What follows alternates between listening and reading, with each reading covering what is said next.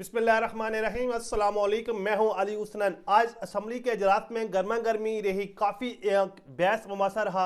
कुछ जो MNA हैं उनकी जो स्पीच की है असम्बली में, उन पे बात करते हैं। उन्होंने क्या क्या कहा, माजी पे उन पे जो बीती है उस पर उन्होंने अवामी वोट के रद्द अमल पे उन पर जो बीती उस पर उन्होंने कहा कि अवाम ने उनको वोट क्यों नहीं दिया। बहुत से जो कायदीन MNA हैं उन्होंने क्या राय दी, क्या अपना इजहार ख्याल किया, क्या गर्मा गर्मी रही पीपल पार्टी में और चेयरमैन PTI के बयान। उसके अलावा आज मुलाकातें हुई हैं कुछ आर्मी चीफ के साथ, बिलावल की भी, मरियम नवाज की भी, और इलेक्शन कमीशन ने फिर वजाहत डाल दी। सब कह रहे थे इमरान खान ठीक कहता था, ये नून लीग की B टीम है, वो आप कानूनी रास्ता निकालें। आपने वो सुन्नी इत्तेहाद की दरख्वास्त मुस्तरद करके और ये मखसूस नशिस्तें का जो कहते हैं ना कोटा, ये तकसीम करने लगे हैं 26 सीटें। इसी सिलसिले में मुलाकातें हो रही हैं ताकि जल्द अज जल्द सीटें दी जाए सदर के इलेक्शन से पहले पहले, क्योंकि इन्हें लग रहा है कि सदर की मुंतखब होने में अगर ये सीटें इनको ना मिली, अगर बाई चांस ये PTI को मिल जाती हैं तो जरदारी का सदर बनना बहुत मुश्किल है। क्योंकि MQM ने बिल्कुल लाल झंडी करवा दी है। उन्होंने कहा है जी हम नारा भी मारे पीपल पार्टी के खिलाफ और इनके इत्तेहादी भी बन गए, फिर वही वोट जो हमने लोगों से पीपल पार्टी के खिलाफ नारा मार के लिया था, वही वोट हम जरदारी की झोली में डाल दें तो ये लोग हमें MQM को कराची से दोबारा वोट नहीं देंगे। इसलिए MQM को अपनी सियासत भी बजानी है। तो MQM ने नून लीग को साफ जवाब दे दिया है, मौलाना ने भी साफ जवाब दे दिया, अख्तर मैंगल भी ने भी साफ इनकार कर दिया कि वो भी वोट नहीं देंगे। अभी कहते हैं ना, कहानी बड़ी दिलचस्प हो चुकी है।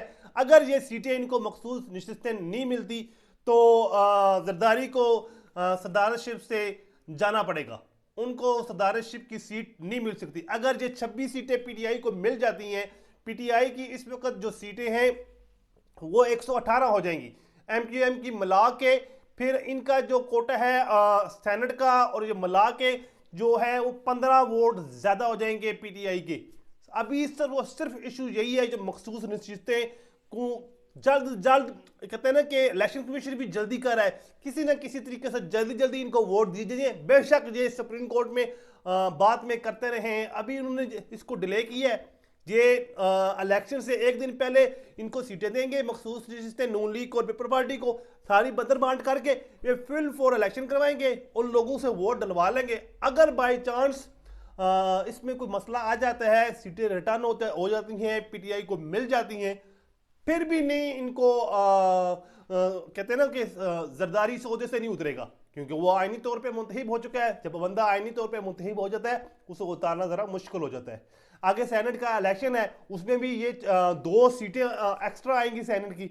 आपको पता है इन पे बोलियां लगती हैं। अख्तर मैंगल का आज खुद एक कहते हैं ना वहाँ नेशनल असम्बली में उन्होंने कहा है कि हमने जो अभी कहते हैं ना वोट को इज्जत दो का जो नारा लगाया है, इस पर इतवा वो नहीं हुआ, बल्कि नोट और बूट को इज्जत दी गई है, ना कि वोट को इज्जत दी गई है। कि उन्होंने कहा जी लोगों ने नफरत में आगे हमारे खिलाफ मोरे मारी हैं।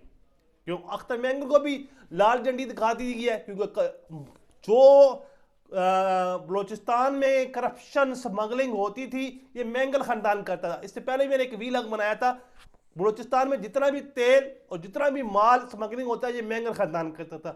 फिर इन्होंने काकड़ को क्यों वजारती उज़्मा दी? काकड़ को मामे का पुत्र था, काकड़ को इसीलिए दी, काकड़ के खानदान को पावरफुल करना था। और जितनी भी ये करप्शन थी अब ये काकड़ खानदान कर रहा है, इसकी सरपरस्ती काकड़ खानदान कर रहा है। जितनी भी ब्लैक तेल और जितना भी सारा कुछ आ रहा है ये काकड़ खानदान की सरपरस्ती में आ रहा है। यही बात मैंगल खानदान को खाई जा रही है कि उनके हाथ से लगी रोजी छीन ली गई है। क्यों ये बंदा आओ बाहु कर रहा है? आज इमरान खान इसको अच्छा लग रहा है, जब छोड़ के गए तो उस वक्त अच्छा नहीं लगा था। बहरहाल इनके साथ ऐसा ही होना चाहिए, इनका ये कहते हैं ना इलाज है। दूसरा, असद कैसर ने भी स्पीच किया कि जब मैं गिरफ्तार हुआ था तो मुझे प्रेशर था कि PTI की छोड़ने का और नई पार्टी बनाने का। तो वो जो इन्होंने इस तरह की बातें की तो सबसे पहले PTV ने उनकी तकरीर जो कर रहे थे स्पीच, उसको उन्होंने बंद कर दिया, वो नशर नहीं होने दी। पहली बात तो ये है मेरी असद कैसर से कि आप असम्बली के फ्लोर में खड़े थे तो कौम को बताते, आपको कौम ने वोट दे के एमएनए बनाया दोबारा, आपको जो इज्जत मिली है ये इमरान खान के नाम से मिली है।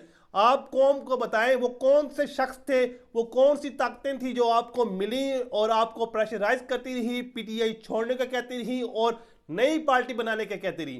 कौम को वाजिया बताएं, कहानियां ना सुनाएं, बरातें ना सुनाएं कि वो हुआ ये हुआ कि हमारे साथ 8 मई में ये हो गया। छोड़ें 8 मई को, कहते हैं कट्टा डालें, जो होना था वो हो गया, जो कट्टी कट्टा लिखना था उसमें निकल गया। उन्होंने वो जो फायदा उठाना था, बेनिफिशरी थे 8 मई, उन्होंने अपनी बेनिफिशरी होने का फायदा उठा लिया, उन्होंने हुकूमत बना ली, पीटीआई को उठा लगा लिया, इमरान खान के ऊपर 200 केस कर दिए, वो अपने मिशन में कामयाब हो चुके। अभी आपकी बारी है, बताएं वो कौन कौन थे, उन शख्स का नाम बताएं, उन जितने भी वो लोग थे जो आपसे मिले, जिन्होंने आपको प्रेशराइज किया, आपको बताते रहे, उनका नाम कौम को बताएं। भाईजान ये लोग थे, ये हमें मिले। कहते हैं ना कुछ चुरन ना बेचे, कौम को बेवकूफ ना बनाएं। अगर आपके साथ अगर नई जरूरत, नई अखलाकी जरूरत तो ना बोलें। दूसरा आज फिर बिलावल पे भी बड़ी सख्त तनकीद हुई और बैरिस्टर गौहर ने कहा जी इन लोगों ने पिछली गवर्नमेंट में सिर्फ और सिर्फ अपने लिए काम किया, नैब के कानून चेंज करके अपने 50 अरब से ज्यादा की केस खत्म करवाई और उन्हें कुछ नहीं किया। तो बिलावल का क्या हैसियत है, सिर्फ नवासा है, भट्टो नहीं है। ये भट्टो कभी नहीं हो सकता, ये जरदारी का बेटा है और जरदारी ही रहेगा, ये जरदारी खानदान का चश्म चिराग है, ना कि बिलावल का। और साथ उन्होंने पूछा जी बताएं कि वो स्विट्जरलैंड के वो हार किधर हैं। अभी एक नया कट्टा खोल दिया है यहाँ पे, पहले तो स्विट्जरलैंड के डॉलर थे, अभी स्विट्जरलैंड के हार भी आ गए। अभी आस्ता आस्ता देखें, पीटीआई ने बहुत बड़ी गलती की थी उस वक्त। इमरान खान ने अच्छा ही सोचा होगा कि हम पूरी दुनिया को मैसेज देते हैं, कौम को बताऊंगा कि मेरे साथ ज्यादती हुई है। लेकिन अगर उस वक्त वो असेंबली में रहते ना तो इनकी इतनी जरूरत ना होती जो अभी इन्होंने 200 केस बना दिया इमरान खान पे। इमरान खान आज बाहर होता, केपी की गवर्नमेंट होती, पंजाब गवर्नमेंट इनकी गवर्नमेंट होती, इस तरह का इलेक्शन भी ना कराता। इन्होंने पूरा ग्राउंड बनाया। पीटीआई के कहते हैं 42,000 से ज्यादा कारकुन जो कहते हैं एक्टिव कारकुन थे वो गिरफ्तार कर लिए, उसके बाद इलेक्शन करवाई। अभी केपी के गवर्नमेंट का देखें, आज की खबर है कि 29 के करीब सीनियर अफसर अली अमीन गुंडापुर ने फारिग कर दिए। ये वो लोग हैं जो नून लीग की और एस्टैब्लिशमेंट की जी हजूरी करते थे, आते साथ इनको फारिग किया। ये गवर्नमेंट चलने वाली नहीं है केपीके में, जो ही नया गवर्नर आएगा आई थिंक ये गवर्नर आज लगा देंगे, इस गवर्नमेंट को चलने नहीं देंगे। मुझे दीजिए इजाजत, नेक्स्ट वीडियो दोबारा मिलते हैं। अल्लाह हाफिज।